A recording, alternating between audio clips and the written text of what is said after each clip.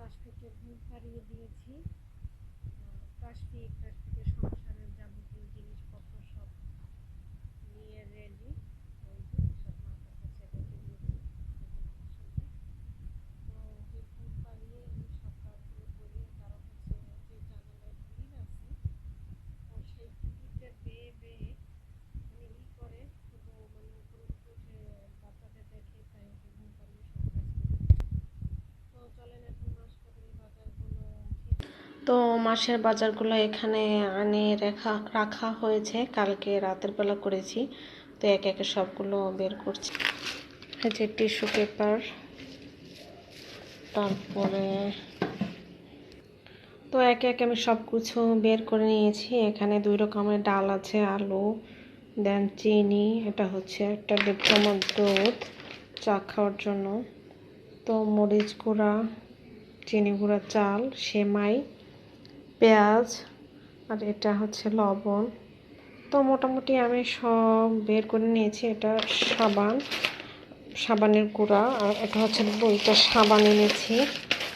এই যে, তো মাঝে আরও কিছু বাজার আনা হয়েছিল, এর জন্য আর পর্যাপ্ত পরিমাণে আরও আছে।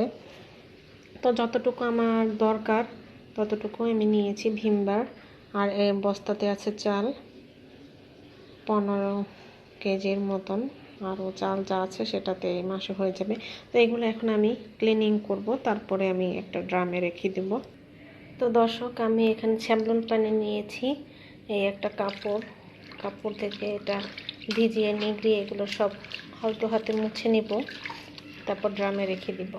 যেহেতু চারিদিকে এখনও করোনা ভাইরাস চলতেছে আর আমি সবসময় এগুলো করি, আমি তার জন্য বাজার এনে আমি একদিনের মতন রেখে দিই, তারপরে ক্লিনিং করি, দেন তারপরে সেগুলোকে ইউজ করি। রেখে দিচ্ছি, কীভাবে ক্লিনিং করি। এই যে একটা কাপড় দিয়ে এইভাবে মুছে নিলেই এটাতে যত জার্মস থাকবে মেবি চলে যাবে। এইভাবে করে আসতেছি 6-7 মাস, 5-6 মাস ধরে।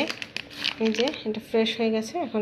তো মোটামুটি আমার ক্লিনিং শেষ, আমি সব একটা বালতিতে উঠিয়ে রেখেছি এবং এটা রেখে দিই। আর এটা একটা প্যান, এটা অবশ্য আমার ছিল, তো আনার পরে দেখেছি যে ঢাকনাটা আসলে সেট হচ্ছিল না, তো এটাও চেঞ্জ করে নিয়ে আসছি মার্কেট থেকে। তো আমার সব কিছু গুছানো শেষ, গুছিয়ে টুছিয়ে আমি সব রেখে দিয়েছি এবং জায়গাটাও আমি স্যাভলন দিয়ে ক্লিন করে ফেলি। এই ফলগুলোতে আমি একটু ভিনিগার দিয়ে ভিজিয়ে রাখতেছি। ভিনেগার দিয়ে দিলাম যাতে জীবাণুমুক্ত।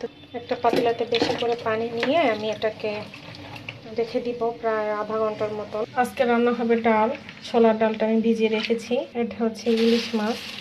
তো এখন কাপড় ধুয়ে দিব, কাপড় ধোয়ার পরে তারপর রান্না করতে আসবো। আর দেখেন দর্শক, বেসিংয়ের ভিতরে কিভাবে আমার হাঁড়ি পাতিল জমা হয়ে আছে, এগুলো সব ক্লিন করতে হবে। তো আগে কাপড়টা ধুয়ে দিই। তাসফিক এখনও ঘুম, আর কাপড় ধুয়ে দিয়েছে। আলোর কারণে দেখা যাচ্ছে না, এক বালতি উঁচু বল কাপড়। আর বারান্দাতে অনেক কাপড়, আমার বারান্দাটা অবশ্য অনেক ছোট। তো আগে এই কাপড়গুলো উঠি। তো কাপড়গুলো সব আমি দিয়ে দিয়েছি, এই যে। আর যেগুলো নিয়ে এসেছে সেগুলো রেখে দিয়েছি, পরে ভাঁজ করে নিব। এখন কিচেনে যাচ্ছি, রান্নাঘরের যুদ্ধ। তো আমি রান্না করতে চলে এসেছি। কড়াতে আমি তেল বসিয়ে দিয়েছি এবং পেঁয়াজ, দারচিনি, তেজপাতা আর ছোটো এলাচ দিয়ে দিব। আমি তাসফিক ওঠার আগে রান্নাটা কমপ্লিট করে ফেলি। তো পেঁয়াজটা একটু ভাজা হয়ে গেছে, এখন আমি 1 চামচ আদা আর 1 চামচ রসুনের পেস্ট দিয়ে দেবো। এটা আমি যে ডালটা ভিজিয়ে রেখেছিলাম, ছোলার ডালটা, সেটা রান্না করার জন্য দিচ্ছি। পরিমাণ মতন পানি দিয়ে দিব। তো আমার মশলাটা প্রায় কষানো হয়ে যাচ্ছে। মাংস রান্না করতে যে যে মশলা দরকার হয়, আমি ডালটা রান্না করতে সেই মশলা দিয়েছি। আদা, রসুন, পেঁয়াজ, তারপর হচ্ছে মরিচ গুঁড়া, হলুদ গুঁড়া, পরিমাণ মতন সব কিছু, ধনে পাউডার, জিরে পাউডার, সব কিছু দিয়ে ভালো করে কষিয়ে এখন আমি ডালটা দিয়ে দেবো। কষানোটা প্রায় শেষ। তো ডালটা দিয়ে দিয়েছি, এখন ভালো করে কষিয়ে নিব।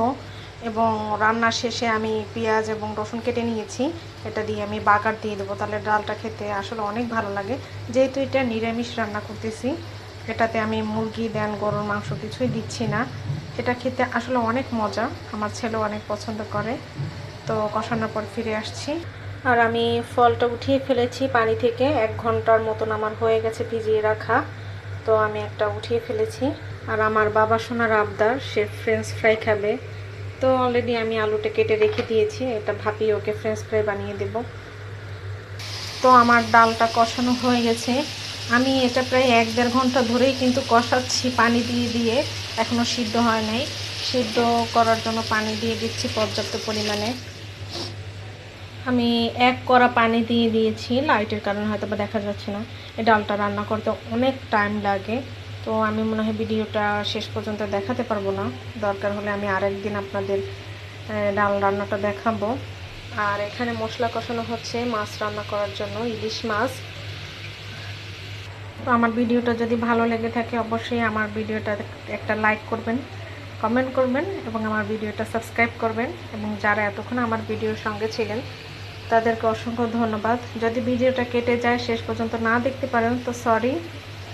আসলে সকাল থেকে রাত পর্যন্ত কত না কাজ থাকে, ঘুমাতে যাওয়ার আগ পর্যন্ত। এই হচ্ছে একটা মায়ের যুদ্ধ।